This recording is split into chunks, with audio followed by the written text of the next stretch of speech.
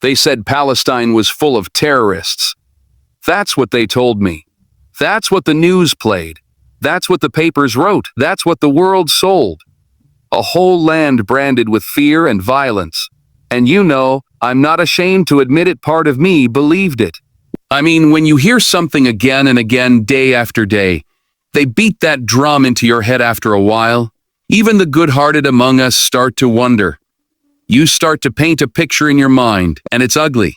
So when I landed there, I was cautious, guarded, expecting trouble around every corner, waiting for that fear they promised me. But that's not what I found. No, sir. What I found made me cry. I saw a grandmother sitting in front of a pile of rubble that used to be her home. She wasn't shouting. She wasn't throwing stones. She wasn't holding a weapon. She was holding a photo of a little boy, her grandson who was buried beneath that rubble. And when she looked at me, I saw no hatred. I saw pain. I saw loss. I saw humanity. I walked down streets that had been bombed into dust, and you know what I heard? Not gunfire. I heard laughter. Children playing soccer in the dust, drawing goals on broken walls, chasing each other with that unstoppable spirit kids have when they refuse to let the world steal their joy. I saw a man offer half his meal to a stranger, even when he barely had enough for himself. I saw a mother teach her daughter to read by candlelight because there was no electricity. But there was no way she was going to let that little girl grow up without hope. Terrorists? No. No. Don't you dare. These were people. These were families. These were hearts beating in the middle of hell, still finding a way to love, still finding a way to laugh, still finding a way to dream. The truth is, what they told me about Palestine, it was a lie, a cold, deliberate lie. They wanted me to see monsters, but what I found were miracles. And standing there with dust on my shoes and tears in my eyes, I realized something deep. The real terror isn't in Palestine. The real terror is in the hearts of those who twist the truth, who sell hate for profit, who blindfold the world so it can't see the beauty, the struggle, the dignity of a people fighting just to live. And I made myself a promise right then. I will not be silent. I will not be part of that lie. I will speak, even if my voice shakes, even if it costs me. Because when you see the truth with your own eyes, when you hold it in your hands, you don't get to walk away unchanged. You don't get to pretend you didn't feel it. And I'm telling you tonight, the world needs to feel it too. When I went to Palestine, I didn't know what to expect.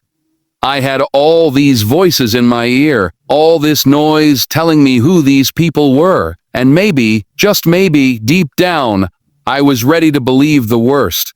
Maybe it's easier to fear what you don't know than to understand it. But the moment I stepped onto their land, everything I thought I knew started to fall apart. Because what I found there was not hate. What I found was humanity.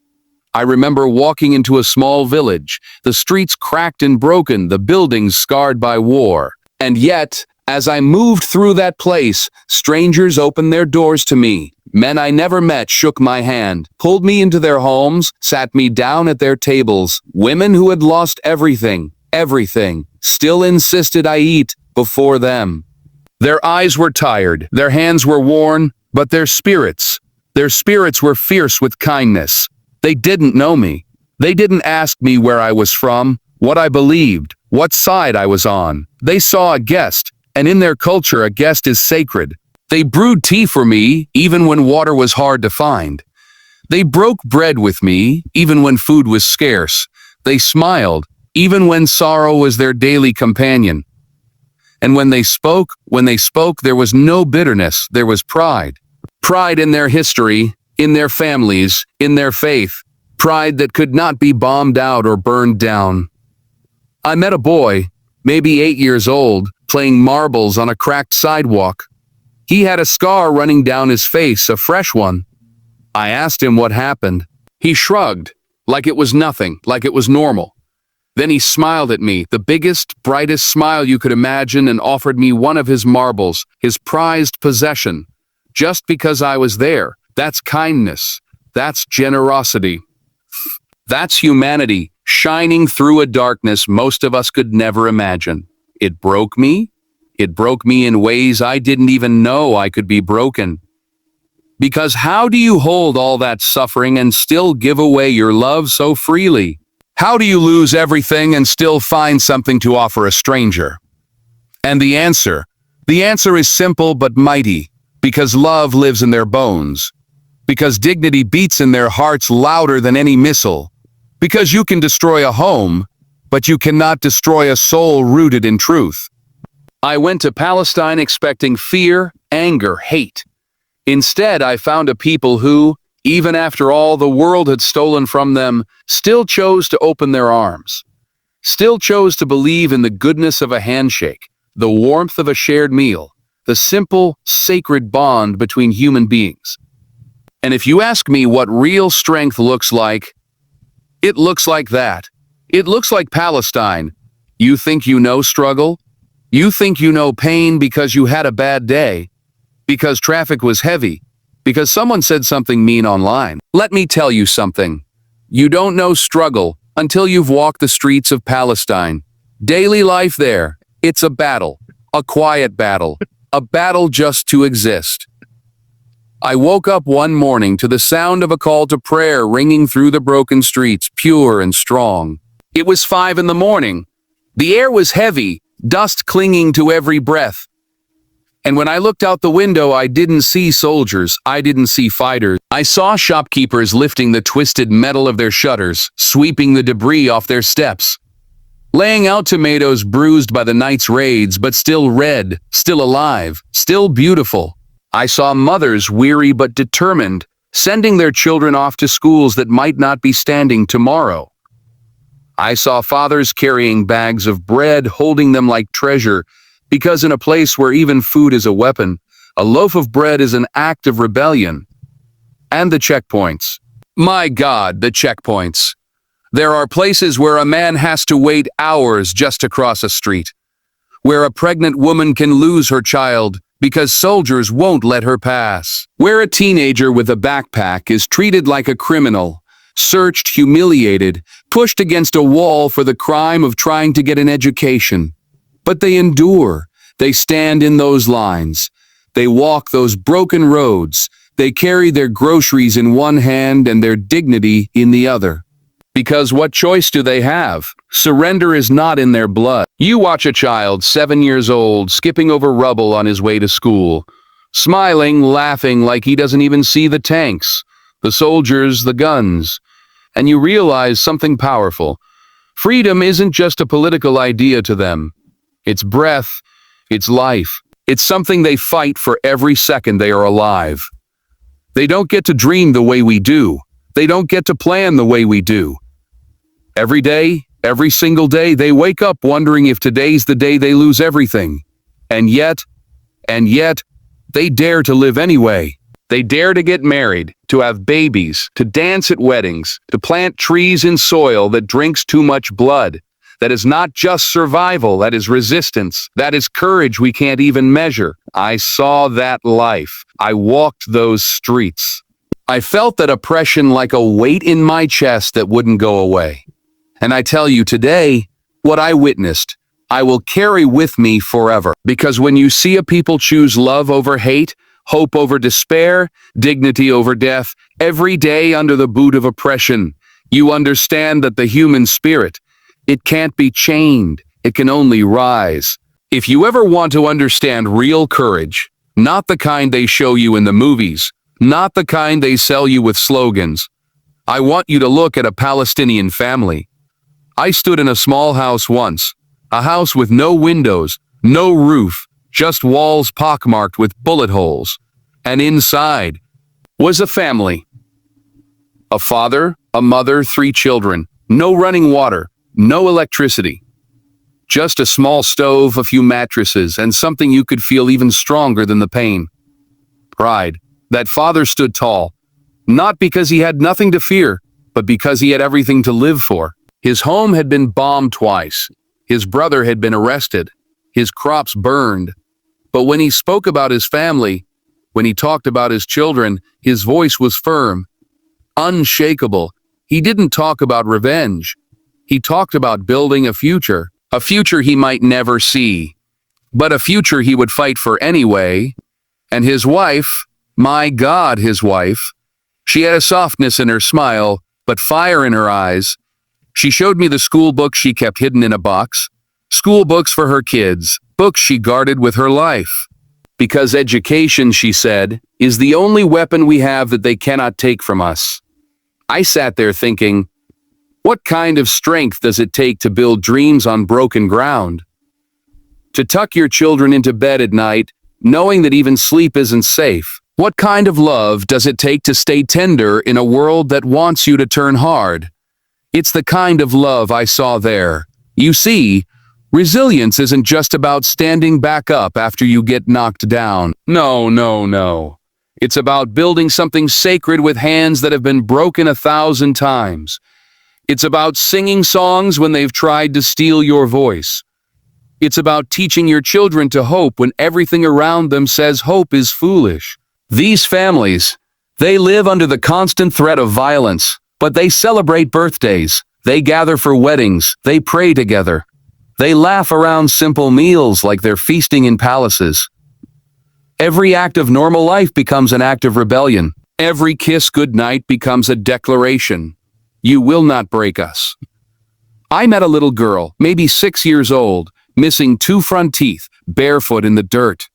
She tugged on my sleeve and asked if I wanted to see her doll. It was nothing but scraps of cloth and a button for a face, but she cradled it in her arms like it was treasure. You tell me that isn't resilience. You tell me that isn't the most powerful kind of bravery.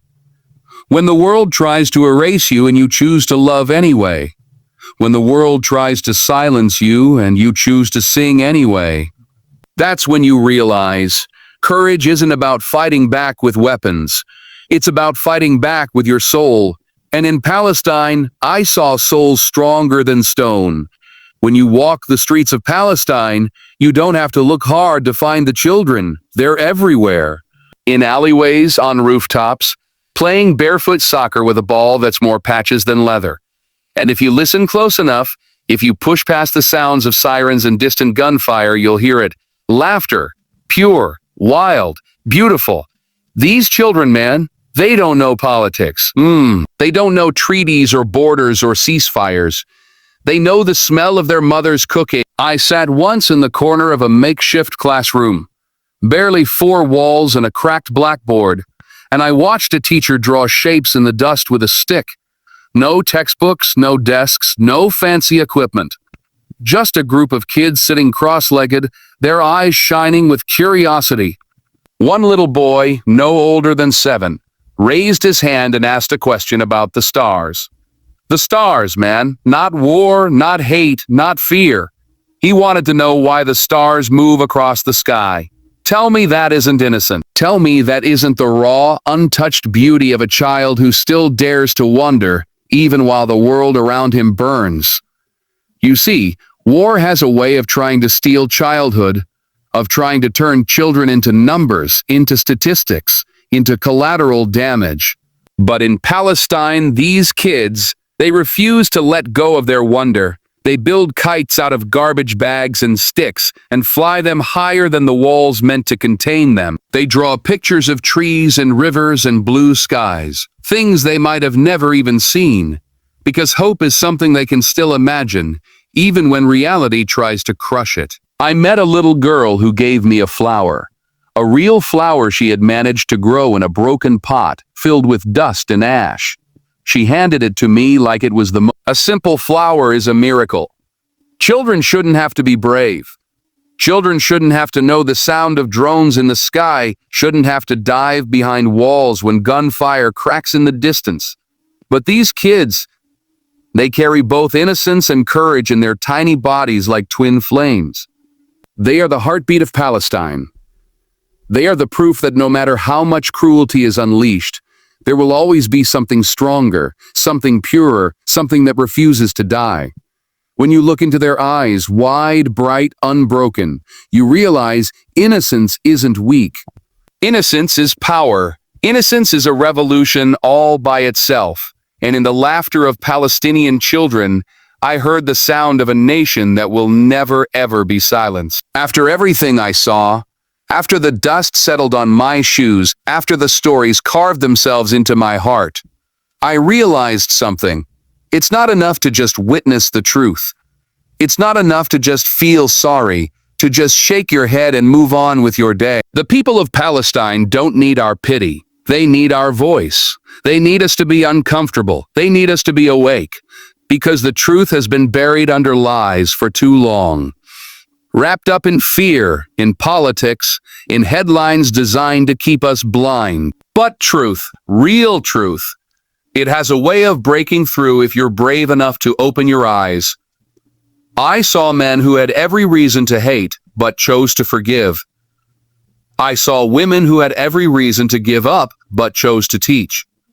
I saw children who had every reason to be broken, but chose to dream. And what about us? What will we choose? Will we scroll past their suffering like it's just another story on our feed? Will we stay silent because it's safer, easier, more convenient? Or will we stand up? Will we speak when it's uncomfortable, when it's risky, when it costs us something? You see, compassion isn't just about feeling bad for someone.